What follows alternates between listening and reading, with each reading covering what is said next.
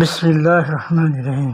انبیاء علیہ السلام کی تعلیم حضرت سلیمان علیہ السلام کا صاف بیان قرآن پاک میں ہے کہ اللہ نے جو مجھے بادشاہت دی ہے، میرے اشاروں پر سب چیزیں چل رہی ہیں، وہ کس لیے کہ میرا امتحان ہے۔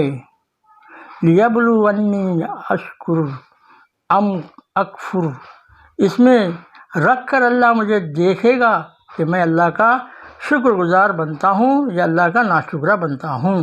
یہ نبی کہہ رہے ہیں۔ تمام انبیاء کرام اسباب کو، حالات کو امتحان بتا رہے ہیں اور حکموں کو کامیابی کا راستہ بتا رہے ہیں کہ جب آدمی اپنے اسباب میں، حالات میں حکموں والا رہا تو وہ کامیاب ہوا۔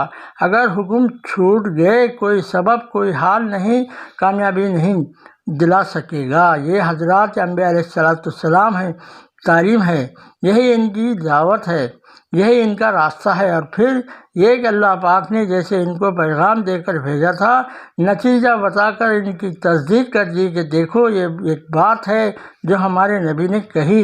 اچھے حال اچھے کام سے آئیں گے۔ اسباب اور حال کو اللہ پاک نے امتحان کے لیے بنایا ہے، اس لیے یہ بدلتے رہتے ہیں اور کامیابی کا راستہ بدلتا نہیں ہے، ایک ہی راستہ ہوتا ہے۔ حال بدلیں گے تو اچھے حال اللہ کی طرف سے وہ اچھے کام میں آئیں گے۔ اچھے حال میں اللہ کا حکم پورا کرنے والے بندے جو ہوتے ہیں وہ شکر گزار قرار دیے جاتے ہیں کہ ان کے ہم نے حال اچھے بنائے اور انہوں نے اپنی زندگی بھی اچھی بنائی، ذمہ داریاں بھی اچھی طریقے سے پوری کر لی، ہمارے شکر گزار بندے ہیں۔ انہوں نے نعمتوں کو بھی دیکھا اور نعمت دینے والے کو بھی جانا اور نعمت دینے والے کی ذمہ داریوں کو بھی جانا۔ یہ ہے تعلیم ہماری کہ ہم نعمت کو بھی سمجھیں کہ مال اللہ کی بڑی نعمت ہے اور اللہ تو ہے ہی بڑے، انہوں نے ہی دی ہے، اور یہ غلط ہے کہ نعمت آوے تو نعمت دینے والے ہی کو بھول جائے۔ یہ بہت بڑی ناشکری ہے کہ نعمت دی اللہ نے اور بھلا دیا اللہ کو۔ نعمت نے غفلت میں ڈالا، کیونکہ حکموں والی محنت نہیں رہی تو نعمت کا تاثر پیدا ہو گیا، حکم کا تو اثر ہٹ گیا۔ ہر نعمت اللہ کی طرف سے آتی ہے بھائی بزرگوں، اس لیے ذمہ داری ہے کہ جو حال اچھا آوے اس پر شکر گزار بنے۔ شکر گزاری یہ ہے کہ زبان سے بھی شکر کرے، دل سے بھی شکر کرے، یعنی دل اس بات کا اقرار کرے اندر سے کہ یہ جو کچھ ہوا ہے وہ اللہ کے احسان سے ہوا ہے، میری ہنرمندی سے نہیں ہوا۔ اے اللہ، جو نعمتیں میری تھیں تیری طرف سے آئی ہیں، صبح ہو یا شام ہو، یہ صرف آپ کی طرف سے ہے، بلکہ جس مخلوق کو جو نعمت ملی وہ صرف آپ کی طرف سے ہے۔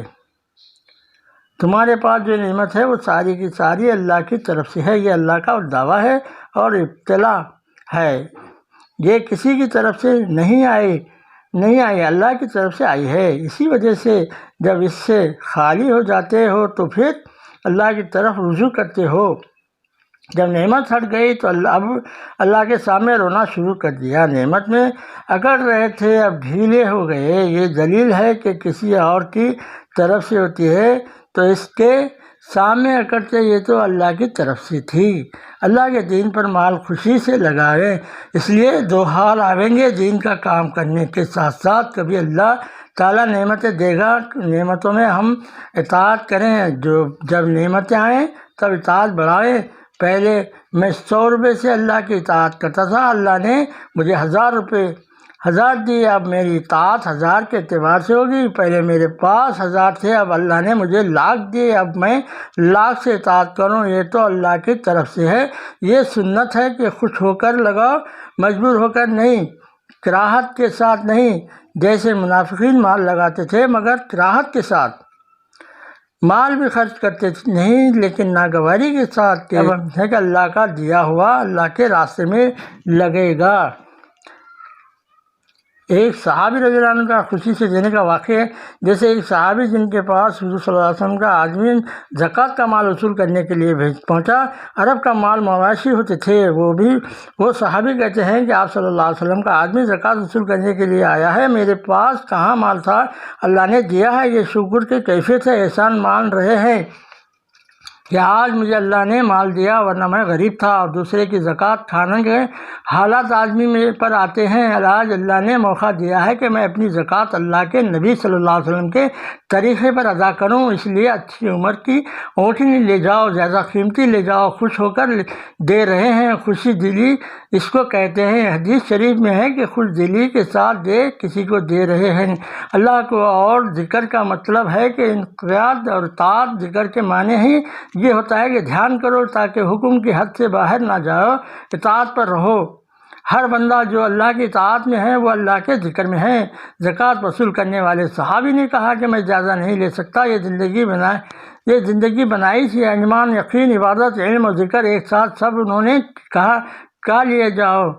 آخر فیصلہ یہ طے پایا کہ رسول اللہ صلی اللہ علیہ وسلم کا قیام یہاں قریب ہی ہے، چلو وہاں جو فیصلہ ہو جاوے وہ ٹھیک ہے۔ تو حضور صلی اللہ علیہ وسلم کے دربار میں حاضری دی اور پوری بات سنائی کہ یہ ہوا۔ تو حضور صلی اللہ علیہ وسلم نے مسئلہ وہی بتایا، کیونکہ صاحب شریعت اپنا مسئلہ بتا دے گا، اور فرمایا کہ واجب تو آپ پر وہی ہے، اس سے زیادہ نہیں ہے۔ کہا کہ میں خوشی سے زیادہ دینا چاہتا ہوں، تو فرمایا ہاں تمہاری زیادتی قبول ہے، باقی تم پر واجب وہی ہے۔ حضور صلی اللہ علیہ وسلم نے قبول فرما لی اور ان کو برکت کی دعا دی۔ سبحان اللہ و بحمدہ، سبحان اللہ، لا الہ الا انت، نستغفرک۔